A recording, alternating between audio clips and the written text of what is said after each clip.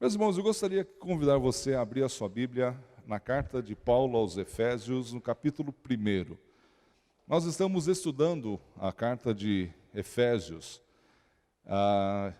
e é uma carta bem densa, com muito conteúdo, e às vezes aparentemente o conteúdo parece se sobrepor, ou aparentemente parece estar falando do mesmo assunto.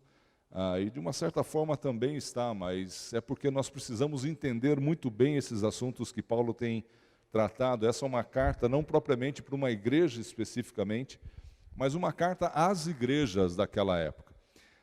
E hoje nós vamos estar vendo mais um pedacinho, mais um trecho dessa carta. Efésios capítulo 1, do verso 11 até o verso 14. Ele fala ali sobre a nossa esperança em Cristo. Mas antes de trabalhar essa carta, ele vai falar aqui sobre o ponto-chave dessa carta, ele vai estar falando sobre o selo do Espírito Santo na nossa vida. E eu gostaria de contar uma história bem rapidinha que vai ilustrar, e eu gostaria que você tivesse com isso em mente enquanto a gente vai estar falando. Quando nós chegamos em Caiçaua e nós começamos a pensar em construir a igreja ali, ou começar um trabalho lá em Caiçaua, tinha um barracão onde nós nos reuníamos, onde a gente queria se reunir. E era um barracão bem velho, bem estragado já. E o dono desse barracão era o seu Mico, já um senhor de uns 70 e poucos anos, que nasceu naquela comunidade, o pai dele começou aquele lugar. E eu cheguei com ele aqui num determinado dia, falei, seu Mico, quanto o senhor quer para me vender esse barracão?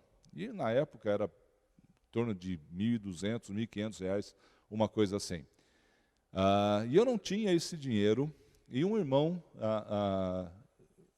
daqui de... A gente falava sul, né? Que de Goiás para baixo, lá para o nordista, do lado do norte, tudo é sul. Um irmão se prontificou e falou, não, pastor, eu vou ajudar a comprar esse terreno lá para a igreja.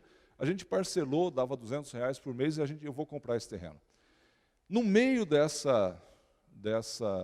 desse tempo que a gente estava pagando esse terreno, do nada, deu uns 5 minutos, o seu Mico virou para mim e falou, olha, os filhos dele, na verdade, vieram para mim e falaram, olha, pastor, nós não queremos que o senhor construa uma igreja aí. Esse terreno é do meu pai já é idoso, então ele não pode vender, a gente não quer que o senhor faça a igreja aí. Eu falei, tudo bem, é uma decisão de vocês, o que eu posso fazer era só orar. E eu voltei para casa e a gente escreveu uma carta de oração naquela semana, dizendo, olha, a gente está com uma situação complicada, porque o terreno que nós havíamos comprado, já havíamos pago metade daquele valor, não vai ser mais nosso, que a família não quer. Imediatamente, esse irmão que estava ajudando, ele me liga e fala assim, mas pastor, nós temos o direito de exigir que ele devolva aquele dinheiro. Nós já pagamos metade. O senhor tem um recibo registrado em cartório da transação que você fez?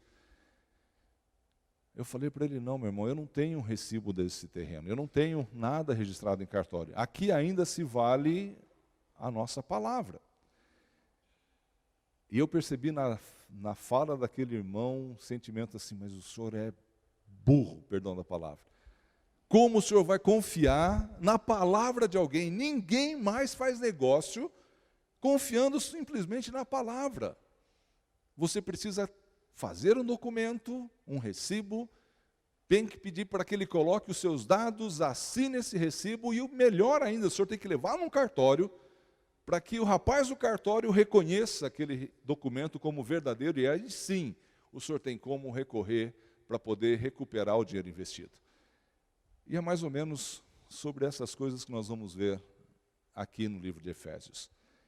Que Deus, Ele faz isso através do Espírito Santo em nossa vida.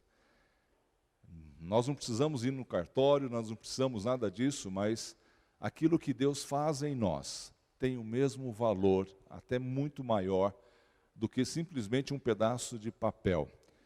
Nós voltamos, recuperamos, ele voltou atrás e toda a família se converteu e participavam da igreja. Mas eu gostaria de ler Efésios capítulo 1, verso de 11 a 14. Nele também fomos escolhidos, tendo sido predestinados conforme o plano daquele que faz todas as coisas, segundo o propósito da sua vontade, a fim de que nós, os que primeiro esperamos em Cristo, sejamos para o louvor da sua glória.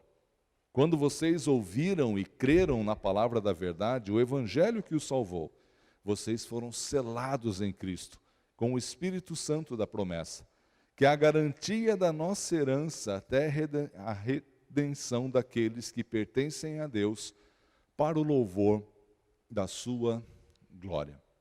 É interessante que quando nós vimos a semana passada, ali até o verso 10, a gente percebe que um dos planos, o propósito do Senhor era fazer convergir em Cristo, era restaurar aquilo que Deus havia feito, aquilo que Deus havia planejado, antes da criação do mundo, em fazer todas as coisas estarem convergindo, ou seja, voltando, deixa eu só ligar aqui, no plano original dele. E aí, aqui no verso 11, a gente começa a perceber que ainda Paulo está falando sobre a mesma coisa. Primeiro ele estava falando não só das coisas terrenas, mas espirituais, estava se referindo basicamente a toda a criação. E agora, a partir do verso 11, Paulo começa a ser específico em relação ao povo. Todos nós sabemos que Deus escolheu o povo de Israel como um povo dele.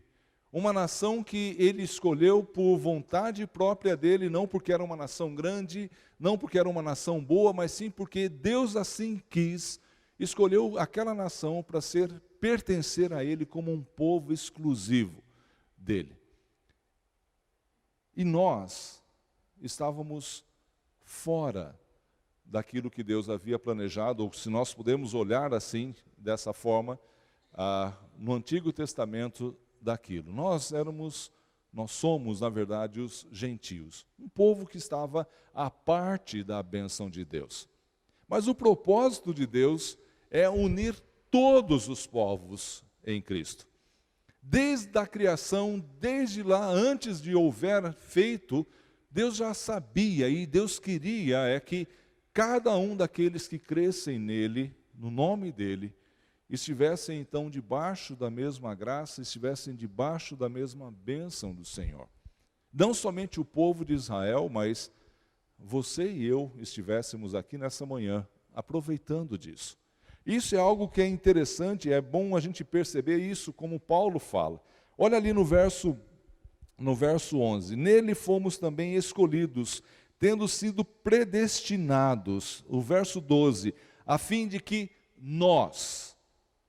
Quando Paulo está falando sobre esse nós, ele poderia falar, olha, nós fomos escolhidos e depois lá na frente nós que aceitamos a palavra. Mas ele faz uma distinção aí. Paulo primeiro relembra que Cristo, que o Evangelho, que a vontade de Deus foi primeiro manifestada ao povo que Deus escolheu.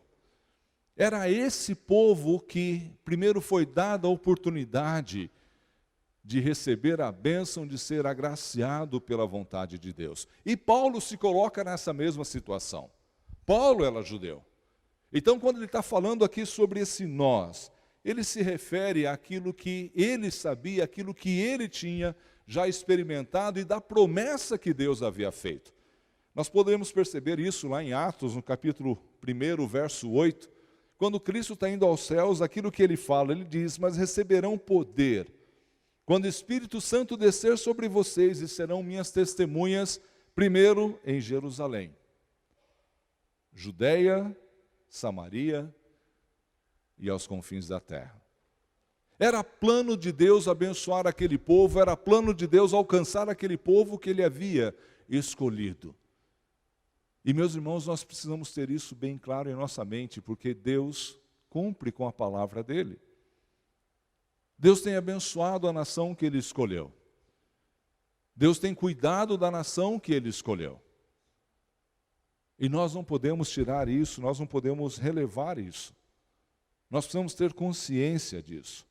O próprio Paulo, lá em Atos, no capítulo 17, o verso 2 e 3, Paulo fala assim, segundo o seu costume, Paulo foi à sinagoga e por 3 sábados discutiu com eles com base na Escritura, explicando e provando que o Cristo deveria sofrer e ressuscitar dentre os mortos, e dizia, Esse Jesus a quem lhes proclamo é o Cristo. Paulo, o primeiro lugar que ele fazia, a primeira coisa que ele fazia quando ele chegava numa cidade para falar do Evangelho, era procurar uma sinagoga, o lugar onde os judeus se reuniam para cultuar ao Senhor. Então, meus irmãos, nós precisamos tomar muito cuidado com aquilo que nós pensamos. Algumas vezes nós nos tornamos arrogantes e achamos que o fato de nós conhecermos a Jesus, o fato de nós realmente nos derramarmos perante Jesus, faz com que nós sejamos melhores do que o povo que Deus havia escolhido.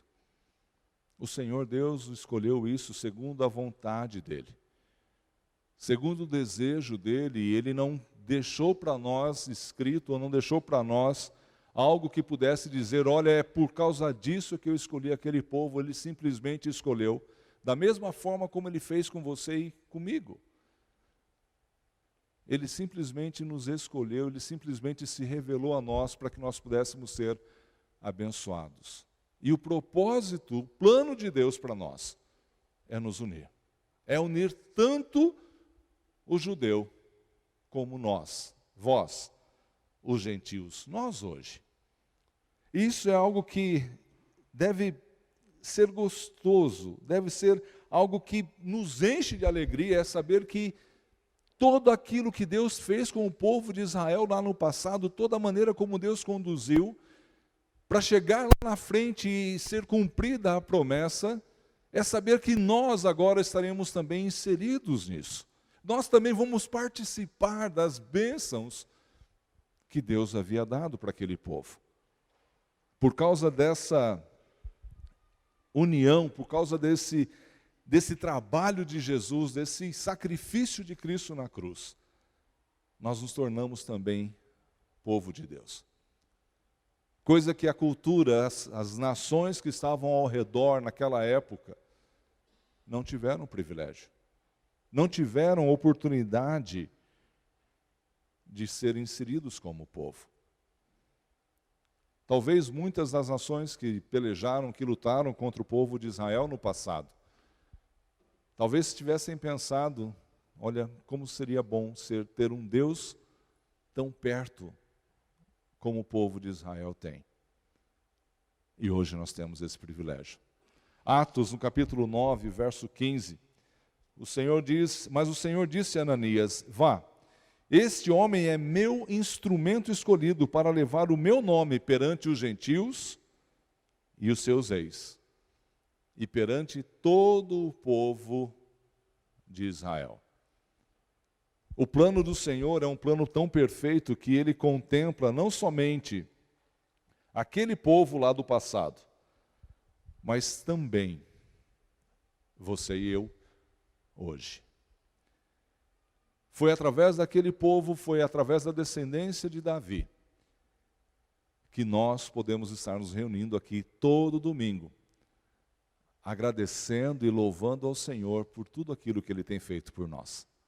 É tão bom podermos fazer isso, é tão bom realmente a gente entender isso. Lembra do que Pedro fala quando ele é chamado, quando ele está lá com fome e vai lá no telhado, e Pedro, com toda seu zelo, não queria chegar diante dos gentios para poder falar da palavra, e Deus então faz com que aquele lençol venha e mostra os animais impuros, e Deus fala, mata e come aquilo lá. E aí Cornélio chega e manda chamá-lo, e aí Pedro fala, então Pedro começou a falar. Atos capítulo 10, verso 34 e 35. Agora percebo verdadeiramente que Deus não trata as pessoas com parcialidade, mas de todas as nações aceita todo aquele que o teme e faz o que é justo. Meus irmãos, se tem algo que nós podemos tirar disso daqui, desse pedaço, desse trecho qualquer, além de nós realmente começarmos a ter ciência de que Deus vai unir tudo aquilo que Ele fez, tanto o judeu como o gentio, no nosso caso, é saber também que nós também vamos estar unidos com pessoas as quais nós não conhecemos e muito provavelmente pessoas das quais nós não gostamos também. Se tem algo que a gente pode aprender nesse texto, é aquilo que Pedro está dizendo aqui, que Deus não faz. Deus não trata as pessoas com parcialidade. E algumas vezes eu fico olhando para a minha própria vida e pensando, será que realmente eu consigo tratar as pessoas da mesma forma? Ou eu ainda me considero como o povo de Israel se considerava no passado, olha, nós temos a Cristo, nós temos a Deus do nosso lado, e Deus nos escolheu, e tudo aquilo que não pertence a esse povo não tem serventia nenhuma, não tem valor nenhum. Às vezes nós olhamos para isso e nós falamos, nossa, esse povo era um povo terrível. Porque nós somos enxertados ali. Porque nós somos levados a ter a mesma bênção que aquele povo teve. E olhamos para fora e olhamos para as pessoas que ainda não conhecem a Jesus e falamos exatamente a mesma coisa. Pobre pessoas que estão lá. Eu fui escolhido. Eu fui salvo. Eu fui redimido. Aquele não tem jeito. Olha a vida dele como é. Meus irmãos, lembra que não foi por aquilo que nós fizemos, não foi por aquilo que Israel fez, porque aquilo que ele era, mas simplesmente porque foi vontade de Deus, graça de Deus, que ele escolheu primeiro Israel e depois a nós, e agora quer juntar todos nós para cumprir o plano dele. E nós precisamos também entender isso. Gálatas, no capítulo 3, verso 26 ao 29, Paulo diz, todos vocês são filhos de Deus mediante a fé em Cristo Jesus. Pois os que em Cristo foram batizados, de Cristo se revestiram. Não há judeu, nem grego, escravo nem livre, homem nem mulher, pois todos são um em Cristo Jesus. E se vocês são de Cristo, são descendência de Abraão e herdeiros segundo a promessa. Esse é um alerta para cada um de nós. Nós não sabemos quem Deus quer. Nós não sabemos no coração daqueles que Deus vai falar. Então é a nossa responsabilidade orar, clamar, viver, compartilhar dessa palavra. E para que nós não passemos vergonha no futuro, é melhor que nós amemos essas pessoas como Cristo ensina. Porque talvez aquela pessoa que está do nosso lado, aquela pessoa que nós menos esperamos, vai estar do nosso lado um dia louvando ao Senhor junto conosco. Eu experimentei isso com um rapaz nessa própria comunidade, tinha problema com bebida. Eu confesso que eu nunca tinha visto aquele rapaz são. Um rapaz de uns 30 anos, mais ou menos, ele vivia literalmente caído nas valas da comunidade, bêbado. Ele acordava bebendo, dormia bebendo, era uma coisa absurda. Durante todos os anos que nós moramos lá em Caiçaua, que a gente vivia e ia para a igreja, aquele rapaz estava nessa mesma situação. Depois que nós voltamos para cá, e eu fui visitar uma vez ainda Caiçaua, eu passei na rua e vi um rapaz lá passando, e eu estava com o Massa do lado. O Massa falou, você sabe quem é aquele cara lá? Eu falei, não. Ele falou, lembra de fulano? Eu falei, lembro. É ele. Eu falei, não pode ser ele.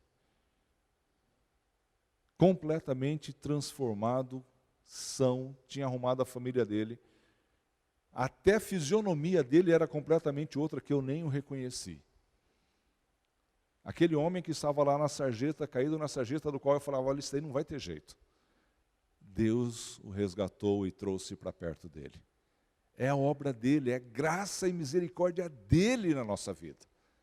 Não é porque nós valemos alguma coisa que Deus nos trouxe, é porque Ele quis e Ele nos ama. Lloyd Jones, ele tem uma frase interessante, ele fala que não é a nossa nacionalidade, o lugar onde nós nascemos que nos une, mas é a nossa nova relação com Jesus que faz de nós um novo povo. Nós temos que ter isso em mente, que nós vamos estar ao lado de pessoas que são completamente diferentes de nós. mas que foram alcançadas pelo amor de Deus, foram alcançadas pelo sacrifício de Jesus, e que vão compartilhar conosco da mesma alegria, das mesmas heranças que nós vamos receber. Então, meus irmãos, nós precisamos abrir o nosso coração, nós precisamos aprender a exercitar o amor que Deus nos manda que nós exercitemos. Essa é algo que a gente precisa sempre ter em mente. Mas ele também mostra como é que ele fez isso. O texto de Paulo, ele é bem claro, é bem didático, porque ele vai não só mostrando aquilo que Deus fez, mas a maneira também pela qual ele fez. E nós podemos ver isso bem claro naquilo que ele diz. Ele fala que Deus fez isso através da palavra dele. Verso 13, quando vocês ouviram e creram na palavra da verdade, o evangelho que os salvou. Ao povo de Israel, ele escolheu lá e falou, olha, vocês vão ser o meu povo, e conduziu aquele povo. A nós, ele nos deu essa palavra, a palavra que transformou a nossa vida, a palavra que transformou completamente a nossa experiência e a nossa maneira de viver. É através dessa palavra, então, que ele nos une, é através dessa palavra, então, que ele transforma, muda a nossa forma de ver. E Paulo, lá em segunda carta dele a Timóteo, no capítulo 1, verso 9 e 10, dá uma ideia um pouquinho do que é esse evangelho. Porque hoje, infelizmente, nós estamos ouvindo um evangelho que não é o evangelho que transforma a nossa vida. Não é um evangelho que nos confronta na nossa vida, com o nosso pecado, com a nossa ideia de que Deus nos chama. Paulo fala assim, a partir do verso 9 de segunda carta dele a Timóteo, no capítulo 1, que nos salvou e nos chamou com santa vocação, não em virtude das nossas obras, mas por causa da sua própria determinação e graça. Essa graça nos foi dada em Cristo Jesus desde os tempos eternos, sendo agora revelada pela manifestação do nosso Salvador, Cristo Jesus. Ele tornou inoperante a morte e trouxe à luz a vida e a imortalidade por meio do Evangelho. É importante você entender de fato esse Evangelho. O que é de verdade? Essa palavra que liberta, essa palavra que faz de nós povo de Deus. E é interessante que Paulo fala sobre 3 coisas basicamente aqui. Ele fala que através dessa palavra, Cristo, Deus nos salva. É a ideia de que ele realmente muda, ele transforma, ele nos muda 100%, transforma completamente, nos resgata da onde nós estávamos. Mas poderia parar por aí e aí a gente estar bem tranquilo em relação a isso. Mas o Evangelho também, ele não só nos tira da situação da qual nós estávamos, mas ele também traz para nós uma nova responsabilidade. Ele coloca então para cada um de nós a nossa nova vocação, a vocação pela qual nós somos resgatados. Nós não fomos transformados da onde nós estávamos simplesmente para termos a vida eterna. Simplesmente para vivermos a nossa vida como se nada mais importasse. O Senhor o faz e Ele faz isso com um objetivo. Ele nos chama da situação que nós estávamos, para que nós realmente tenhamos uma vida diferente da qual nós vivíamos. E Ele faz isso por sua livre vontade. Nada do que você tenha, nada do que você é, pode mudar isso. Não adianta você ser bonzinho e achar que a sua bondade faz alguma diferença no fato de Deus nos escolher e nos tirar daquela situação e nos chamar a viver uma vida de santidade. Nós somos bonzinhos porque um dia Deus nos resgatou. Nós vivemos em santidade porque um dia Ele transformou o nosso coração e ainda assim nós temos que brigar porque nós falhamos a maior parte do tempo em cumprir com aquilo que Deus nos manda fazer. Então, meus irmãos, nós precisamos entender que é esse evangelho que Paulo fala aqui. Não é o evangelho que nos fala que simplesmente o fato de levantarmos as mãos já temos a nossa vida garantida e eu posso viver a minha vida do jeito que eu quero. Não. É o Evangelho que fala que nós não merecíamos, mas Deus mandou o próprio Filho morrer na cruz por nós, para que nós tivéssemos uma vida de santidade, uma vida que adorasse esse Deus, uma vida que mostrasse a grandeza desse Deus em nossa vida. É para isso, é esse Evangelho que transforma. E quando isso acontece, quando esse Evangelho que Paulo fala, nós entendemos, quando esse Evangelho se torna claro para nós, porque é o Espírito Santo quem o faz, aí a gente começa a ver a garantia que isso traz. Nós começamos a experimentar algo que o Espírito Santo somente faz por aqueles que entendem de verdade o sacrifício de Jesus. O Espírito Santo do Senhor, no verso diz que ele nos sela. Ao ouvir e crer no Evangelho, ele nos sela, ele nos carimba com o Espírito Santo. Sabe que essa foi uma das perguntas que eu fiquei na dúvida, ou na dúvida não, na verdade, essa não é a palavra certa, mas que eu não estava entendendo muito bem o que o meu examinador de concílio estava perguntando. Ele perguntou de uma forma que eu não estava entendendo muito bem, eu estava dando umas respostas, ele falou assim, não é isso que eu estou perguntando. Eu estou perguntando o seguinte, quando a gente aceita Jesus, o que é que o Espírito Santo faz na gente? Eu lembro, ele nos carimba, é isso, ele nos sela, ele diz que nós pertencemos a ele. Aquilo estava claro na minha mente, mas eu não conseguia lembrar, eu não estava conseguindo entender muito bem aquilo que ele estava perguntando. Mas quando a gente entende isso, quando a gente realmente entende o Evangelho, a gente vê a nossa situação anterior e vê aquilo que Deus fez no nosso coração, a gente começa a entender algumas coisas que esse Espírito Santo, que nós não vemos e não conseguimos apalpar, faz por nós. E nós podemos perceber que ele confere autoridade. Nós podemos entender que aquilo que nós estudamos, que aquilo que nós lemos, não é de homem, não é nosso, mas vem do próprio Deus. Ele também confere propriedade. Não pertencemos mais a esse mundo, nem tampouco a nós mesmos. O sangue de Cristo nos compra, mas ele também confere segurança. E essa segurança é aquilo que deve encher a nossa vida de esperança. A autenticidade, se nós olharmos aquilo que Paulo fala em primeira carta dele aos Coríntios, no verso 11 e 12, Paulo diz o seguinte: pois quem dentre os homens conhece as coisas do homem, a não ser o espírito do homem que nele está? Da mesma forma, ninguém conhece as coisas de Deus, a não ser o Espírito de Deus. Nós, porém, não recebemos o Espírito do mundo, mas o Espírito procedente de Deus, para que entendamos as coisas que Deus tem nos dado gratuitamente. Quer saber se realmente você conhece a Jesus? É que se você entende o que a palavra dele diz. Esse é um sinal de autenticidade do crente. É que ele é sensível à palavra de Deus. Ele é sensível à orientação do Espírito Santo, porque o Espírito Santo agora habita o nosso coração.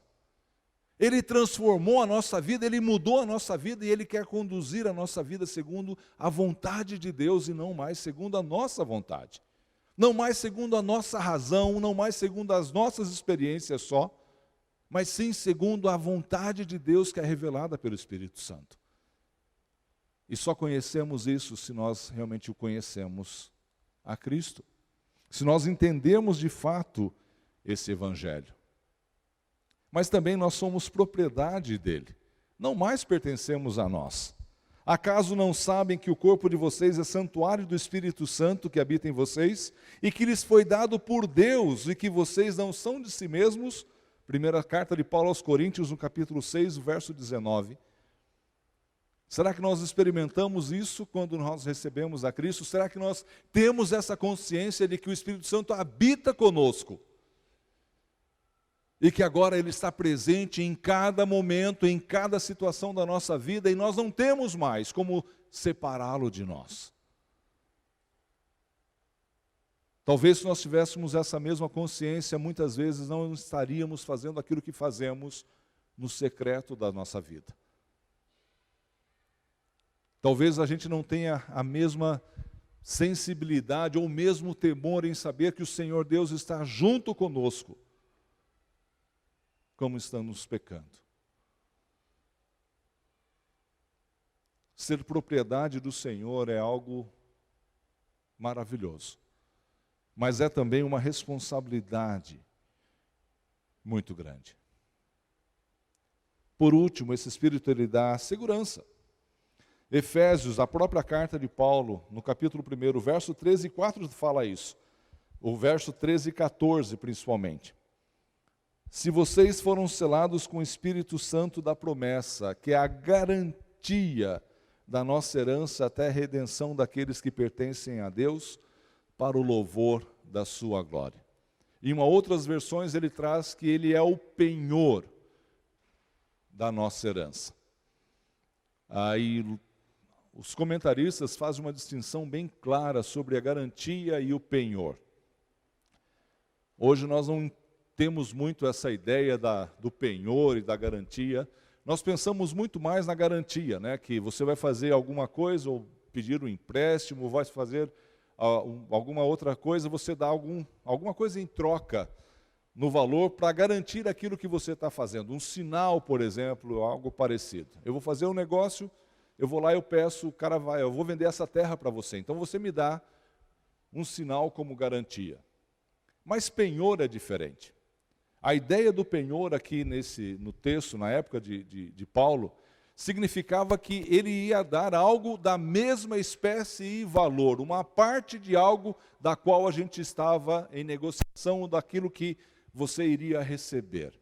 Bem diferente de você, eu estou pegando terra e eu vou dar um pouquinho de dinheiro para que isso aconteça. Seria o mesmo que, olha, para eu pegar essa terra, eu vou dar então para você um pedaço de uma outra terra. E é essa ideia que nós temos que ter em mente quando fala que, quando nós conhecemos ao Senhor Jesus, o Espírito Santo de Deus habita em nós e nos dá um pouquinho daquilo que nós vamos ter no futuro. Ele não dá algo diferente daquilo que nós vamos ter lá, mas sim da mesma qualidade, da mesma espécie, da mesma essência. É bem diferente. Significa que esse negócio não vai voltar atrás. É algo perpétuo, é algo que não tem como voltar. Nós já começamos a experimentar isso. É isso que nós temos como consequência desse selo do Espírito Santo. E é aí que eu gostaria que você estivesse prestando atenção e começasse a pensar comigo sobre isso. O que é que nós já experimentamos? Nós já começamos a desfrutar de uma parte da nossa herança futura. Talvez você nunca tenha pensado nisso dessa forma, mas eu queria convidar você a começar a pensar nisso.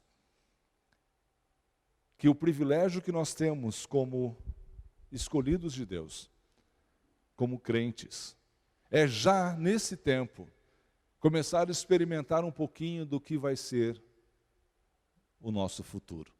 É começar já no tempo presente, experimentar algumas coisas que só aqueles que conhecem a Deus têm.